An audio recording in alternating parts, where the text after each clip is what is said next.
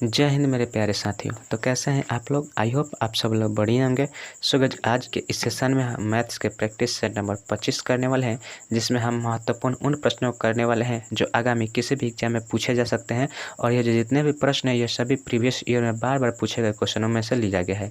ठीक है, तो अगर आप किसी भी कॉम्पिटेटिव एग्जाम की तैयारी करते हैं तो हम उम्मीद करेंगे कि आप इस वीडियो को अंत तक जरूर देखिएगा।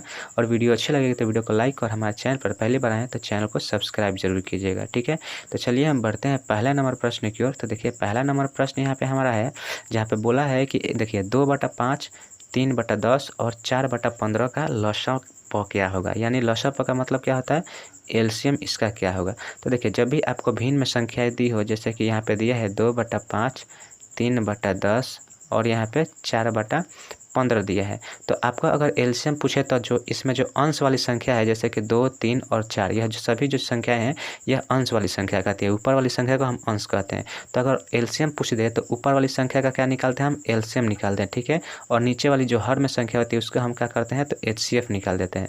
लेकिन अगर आपको यहाँ पे लसाअ ना देकर क्या मौसाअ दिया होता है, मौसाअ दिया होता है यानी महत्तम समापवर्तक एचसीएफ दिया होता है, तो हम अंश वाली संख्या का क्या निकालेंगे, एचसीएफ निकाल देंगे, और जो हर वाली संख्या है उसका हम एलसीएम निकाल देंगे। ठीक है, तो इस तरह से भिन्न वाली संख्या का एलसीएम और एचसीएफ निकाला जाता है। ठीक है, तो देखिए यहाँ पे हमारा क्वेश्चन जो पूछा है वह लसाअ पूछा है, मतलब लघुत्तम समापवर्तक एलसीएम पूछा है निकालने के लिए। तो देखिए यहाँ पे क्या करेंगे, तो जो अंश वाली संख्या है 2, 3 और 4, इसका हम लघुत्तम निकालेंगे।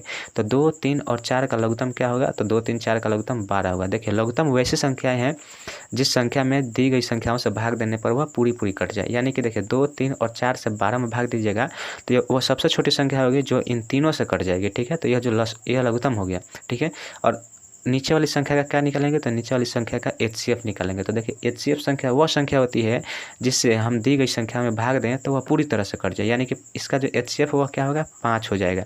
5, 10 और 15 का एचसीएफ 5 होगा। 5 से आप इन तीनों संख्या में भाग दीजिएगा तो वह पूरी तरह से कट जाएगा।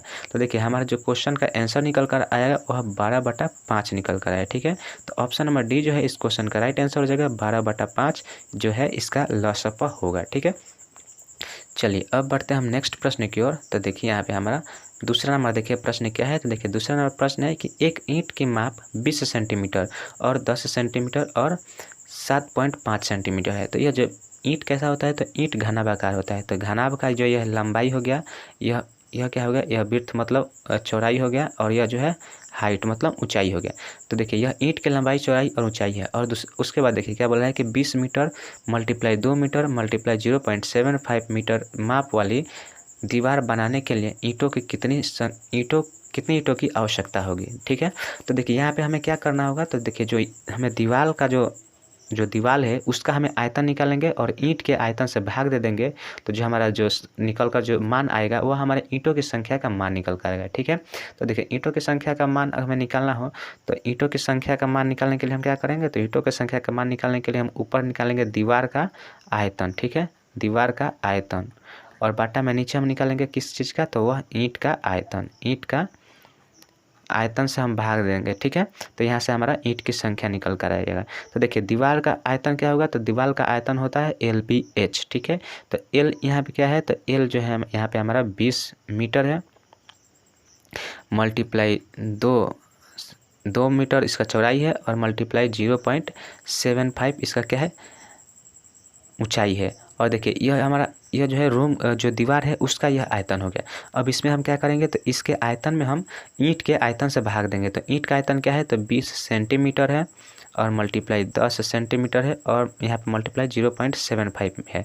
ठीक है, तो देखिए नीचे वाली जो संख्या है सभी सेंटीमीटर है, और ऊपर वाली जो संख्या है वह सभी मीटर है। तो हमें जो है इन दोनों का जो मान है, यूनिट है, उनको हमें सेम करना होगा।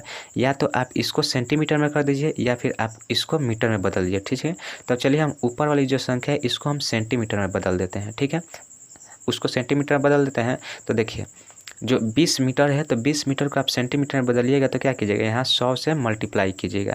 ठीक है, और यह 2 मीटर है, तो 2 मीटर को सेंटीमीटर में बदलिएगा तो यहाँ पे भी 100 से मल्टीप्लाई कीजिएगा।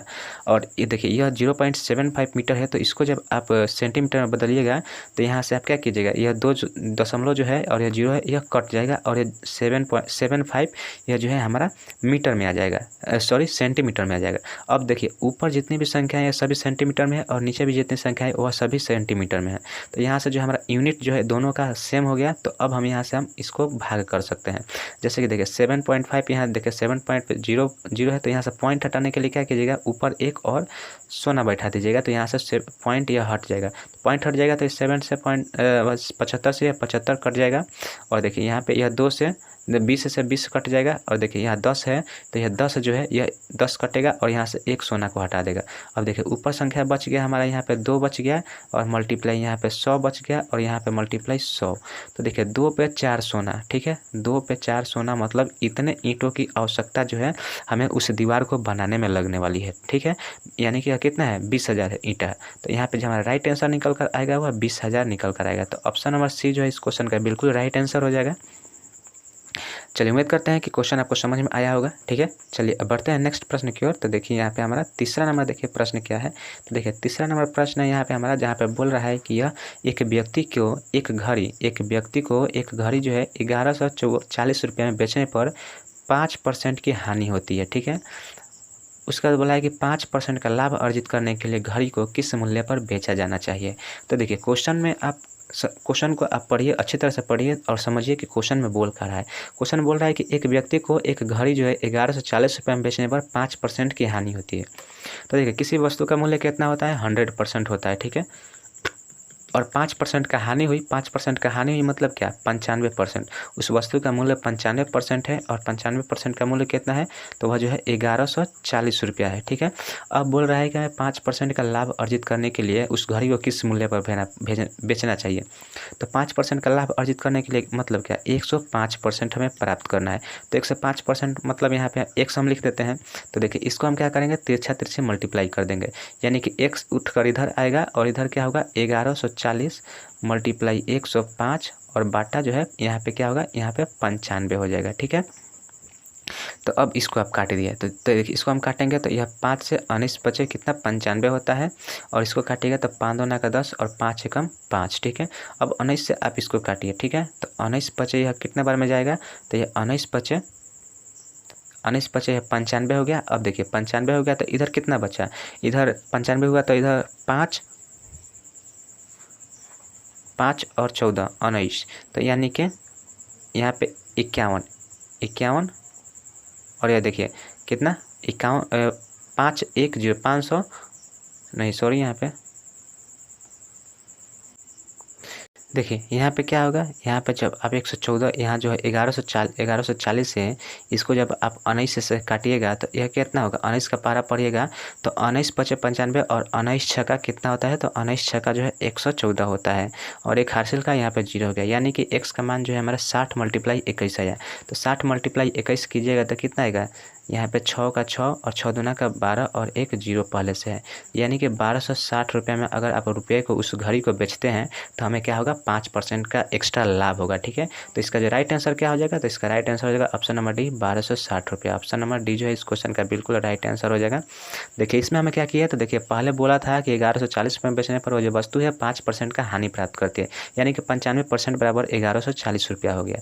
उसके बाद बोला है कि 5% का लाभ अर्जित करने के लिए उस घड़ी को किस मूल्य पर बेचना पड़ेगा। तो 105% हमें निकालना था, इसको हमने तिरछा से मल्टीप्लाई किया, x को इधर किया तो यह 95 नीचे आ जाएगा और 105 जो है ऊपर जाकर गुना करेगा। तो यहाँ से 1140 मल्टीप्लाई 105 बटा 95 लिखे। अब इसको काटे तो 5 से काटे तो 21 बचे 105 और 19 बचे 95 होता है, ठीक है। और 19 से 6 बार में 114 कटेगा और एक 0 का 0 हो गया और 60 मल्टीप्लाई 21 हुआ, जहाँ से हमारा 1260 रुपया जो है निकल कर आंसर आ गया, ठीक है। चलिए अब बढ़ते हैं नेक्स्ट प्रश्न की ओर। तो देखिए यहाँ पे हमारा चौथा नंबर देखिए प्रश्न क्या है, कि चौथा नंबर प्रश्न है कि यदि P + Q 10 है और PQ जो है वह 5 है, तो P/Q + Q/P का मान निकालना है, ठीक है। तो ये देखिए यहाँ पे आप क्या कीजिएगा, हमें यह इसका मान निकालना है, P/Q और Q/P, P/Q और प्लस Q/P का मान निकाला है। तो जब आप इसका सरलीकरण कीजिएगा तो क्या होगा, QP यहाँ पे मान एलसीएम जो हमारा QP आएगा और यहाँ पे क्या आ जाएगा, यहाँ पे P² + Q², ठीक है, यह निकल कर आएगा। अब देखिए यहाँ पे हमें P² + Q² और यहाँ पे QP दिया है। तो देखिए QP का मान यहाँ पे 5 दिया है और P + Q का मान 10 दिया है। तो यहाँ से हम इसका क्या करेंगे, यहाँ से हम स्क्वायर करेंगे, ठीक है, इसका होल स्क्वायर करेंगे। P + Q का जो है हम यहाँ पे होल स्क्वायर जब करेंगे तो यह क्या निकल कर आएगा, यहाँ से यह निकल कर आएगा P square plus Q square और प्लस यहाँ पे 2p ठीक है, 2pq। अब यहाँ से देखिए, तो यहाँ से क्या होगा, यहाँ से देखिए p प्लस q का मान कितना है 10 है, और 10 का स्क्वायर कीजिएगा तो 10 का स्क्वायर कितना हो जाएगा, यहाँ पे 10 का स्क्वायर 100 हो जाएगा। ठीक है, और देखिए pq का मान हमें निकालना है, तो p square plus Q square को उसी तरह छोड़ देंगे, और प्लस देखिए यहाँ पे 2pq है, तो 2pq है, जहाँ पे pq का मान कितना 5 है, तो 5 है, तो यहाँ पे क्या हो जाएगा 5 दूना का 10 हो जाएगा। ठीक है, 10 हो गया। अब इसको जब आप माइनस कीजिएगा तो इधर यह तो 10 प्लस करा इधर आएगा तो माइनस होगा, तो यहाँ पे 90 हो जाएगा, और 90 यह P square plus Q square हो जाएगा, यानी P square plus Q square 90 हो गया। ठीक है, तो देखिए यहाँ से हमें यही मान निकालना था, इसका मान निकालने के लिए यहाँ पे हमें इसकी ज़रूरत थी पी स्क्वायर और प्लस क्यू स्क्वायर का हमें मान निकालना था, जो कि हमें निकल कर आ गया कितना 90 आ गया, और बाटा में क्यूपी का मान कितना दिया है 5 दिया है। तो 90 को आप 5 से काटिएगा तो क्या कितने बार में कट जाएगा 18 पचे 90 होता है, तो 18 जो है इस क्वेश्चन का हमारा राइट आंसर हो जाएगा 18। ठीक है, इस यहाँ पे जो p बटा क्यू और q बटा जो p दिया है इसका मान हमें निकल कर कितना आ गया 18 हो गया। ऑप्शन सी जो है इस क्वेश्चन का बिल्कुल राइट आंसर हो जाएगा।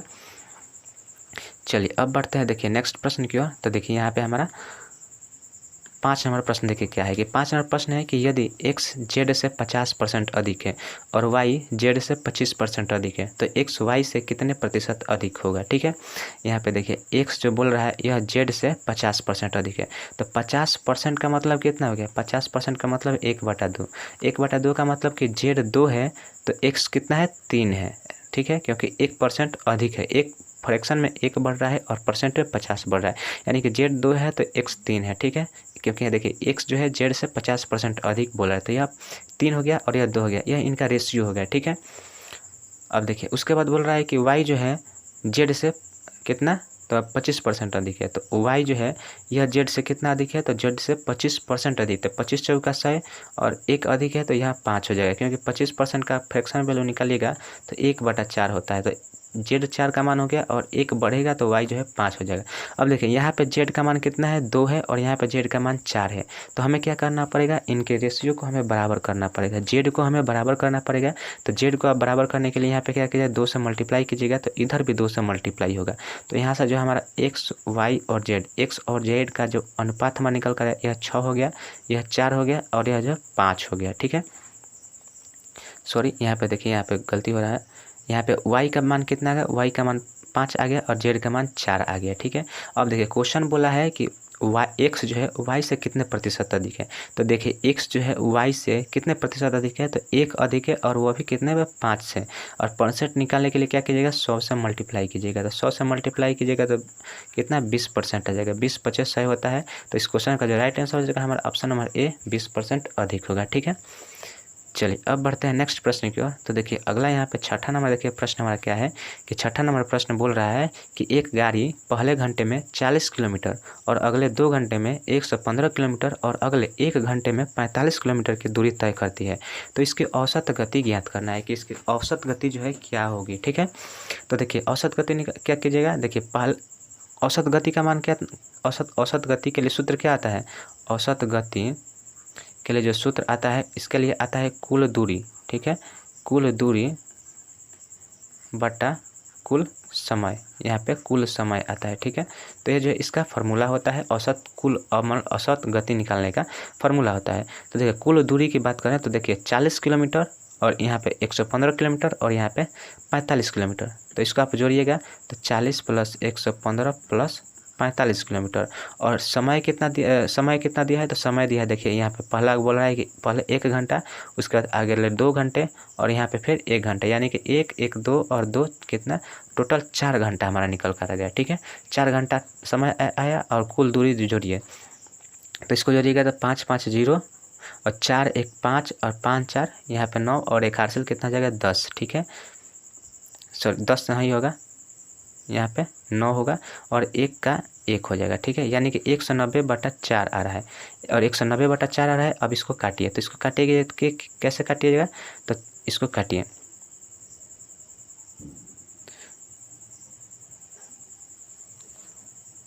सॉरी यहाँ पे मिस्टेक हुआ है, इसको आप अच्छी तरह से जोड़िए। देखिए 0 और यहाँ पे 5 और 5 मिलकर कितना हुआ, 0 हुआ। हार्सिल कितना हमारा हो गया, हार्सिल 1 10 हो गया, ठीक है। 10 हुआ तो 0 बढ़ गया और हार्सिल 1 हो गया। अब उसके बाद जोड़िएगा तो 4 और 1 5 और 5 4 9 और 1 हार्सिल जोड़िएगा तो कितना हो जाएगा, 10 हो जाएगा। यानी कि यहाँ पे 9 9 होकर यहाँ पे 10 होगा और हार्सिल फिर 1 बच गया। अब इसको जोड़िएगा तो 1 और 1 हार्सिल मिलेगा तो 2 होगा, ठीक है। तो यहाँ पे जो हमारा संख्या आया 200 आया, ठीक है। 200/5 आया, 200/4 आया और 200 में 4 से भाग दीजिएगा तो कितना, 4 5 20 होता है और 1 सोना है तो सोना बैठाइएगा। यानी कि 50 किलोमीटर प्रति घंटा जो है हमारा इस क्वेश्चन का बिल्कुल राइट आंसर हो जाएगा, 50 किलोमीटर प्रति घंटा। ऑप्शन नंबर C जो है इस क्वेश्चन का राइट आंसर हो जाएगा 50 किलोमीटर प्रति घंटा, ठीक है। चलिए अब बढ़ते हैं नेक्स्ट प्रश्न की ओर। तो देखिए यहाँ पे 7 नंबर, देखिए प्रश्न नंबर क्या है। 7 नंबर प्रश्न बोला है कि एक बेलन की जो त्रिज्या है 12 सेंटीमीटर है और उसका आयतन जो है 3168 सेंटीमीटर है। तो बेलन की ऊंचाई ज्ञात करना है। इसमें बेलन की ऊंचाई ज्ञात करना है। तो यहाँ पे जहाँ पे आयतन दिया है और त्रिज्या दिया है, तो देखिए बेलन का आयतन का सूत्र क्या होता है। तो बेलन के आयतन का सूत्र होता है πr²h, ठीक है। और πr²h का मान कितना दिया है, तो 3168 दिया है, ठीक है। और पाई का मान हमें क्या, देखिए यहाँ पे पाई का मान मिसप्रिंट हुआ है। पाई का मान जो है हमें बताया है कि 22 कितना, पाई का मान कितना होता है, 22/7 होता है, ठीक है। 22/7 होता है। तो पाई का मान यहाँ पे 22/7 लेंगे और r² कितना है, त्रिज्या देखिए 12 है तो 12 का स्क्वायर कीजिएगा तो 12 × 12 हो जाएगा, ठीक है। और गुना h हमें निकालना है, तो h को छोड़िए और यहाँ से आप 3168 लिख दीजिए, ठीक है। अब इसको जब आप काटिएगा तो देखिए इसको काटिएगा तो यह 11 से काटिएगा तो 11 दूना का कितना, 22 हो जाएगा। और इसको जब आप 11 से काटिएगा तो 11 दूना का क्या होता है, 11 दूना का 22 होगा। और बच कितना गया, तो बचा 9 और यहाँ पे 6, 9 6 96 हो गया। तो यहाँ से हमारा 11 8 88 हो जाएगा, 88 हो जाएगा। तो यहाँ से यहाँ पे 96 था और 88 बार में कट गया तो और कितना बच गया, तो यहाँ पे 8 बच गया और 8 इधर है तो 8 8 88 हो गया। तो यानी 11 8 88 यानी 288 जो है 11 से मतलब 3168 जो है 11 से भाग दीजिएगा तो 288 आएगा। और 288 आ गया तो पुनः आप इसको काटिए 12 से, ठीक है।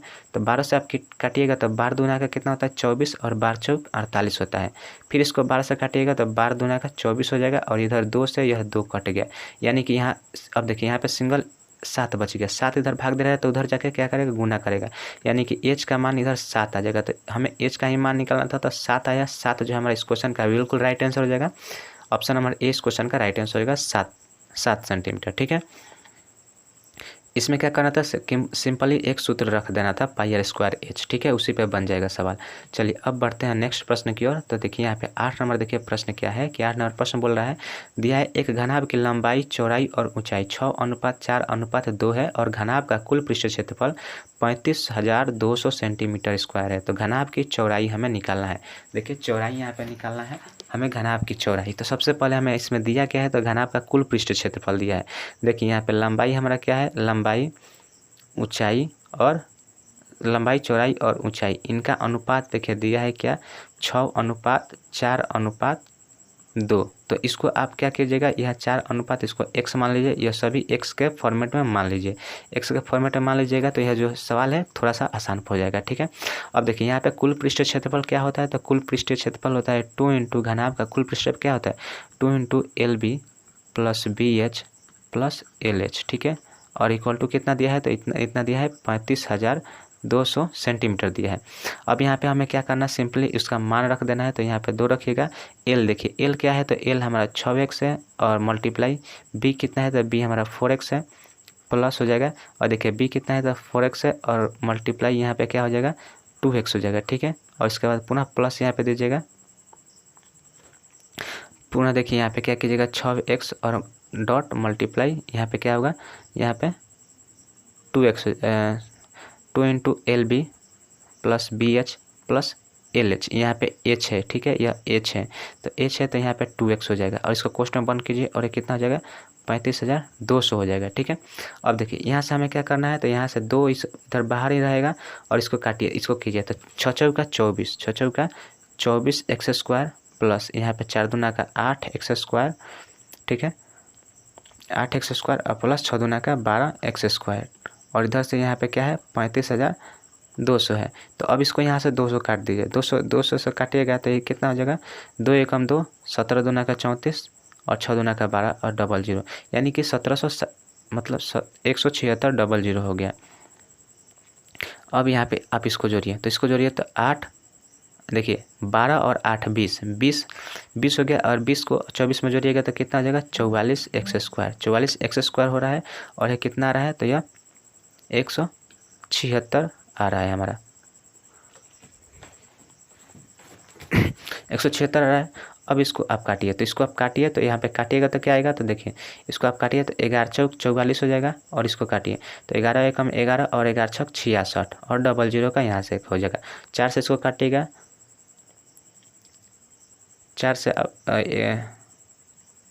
से काटिए तो 4 चौका 16, और यहाँ पे क्या हो जाएगा 1 सोना 1 सोना, यहाँ पे ट्रिपल सोना नहीं है, यहाँ पे सिंगल 2 सोना है, यहाँ पे एक्स्ट्रा डाला गया है, ठीक है। तो यहाँ पे 400 हमारा आया निकल कर, कितना 400 आया। 400 क्या है, तो यह 400 जो है हमारा कितने के बराबर है, तो 400 हमारा x² के बराबर है 400, ठीक है। तो यहाँ से हमारा x का मान कितना जाएगा, यह स्क्वायर है, इधर जाएगा रूट होगा, तो हमारा x का मान आ जाएगा 20, यानी कि हमें x का मान 20 आ गया। अब x का मान हमें 20 निकल कर आ गया, तो x का मान 20 आ गया, तो अब हमें क्या निकालना है, हमें निकालना है घनाभ की चौड़ाई निकालनी है। तो घनाभ की चौड़ाई देखिए क्या है, तो घनाभ की चौड़ाई है 4x है, ठीक है। चौड़ाई हमारा क्या दिया है 4x दिया है, 4x दिया है, तो यहाँ से 4 का 4 आ जाएगा, और x का मान कितना आया है, तो 20 आया है, 20 आया है, तो 4 से 20 में मल्टीप्लाई कीजिएगा तो कितना हो जाएगा 20 चौका 80 हो जाएगा। तो 80 सेंटीमीटर जो हमारा इस क्वेश्चन का बिल्कुल राइट आंसर हो जाएगा। इसकी चौड़ाई क्या है 80 सेंटीमीटर, ठीक है। तो ऑप्शन नंबर बी जो है इस क्वेश्चन का बिल्कुल राइट आंसर हो जाएगा। सो गाइस आज के लिए बस हम इतना ही रखते हैं। उम्मीद करते हैं वीडियो आपको अच्छी लगी है। वीडियो अगर आपको अच्छी लगे तो हमारे वीडियो को लाइक जरूर कीजिएगा, और यदि आप हमारे चैनल पर पहले बार आए तो हमारे चैनल को सब्सक्राइब जरूर कीजिएगा। तो चलिए मिलते हैं नेक्स्ट वीडियो में, तब तक के लिए जय हिंद जय भारत।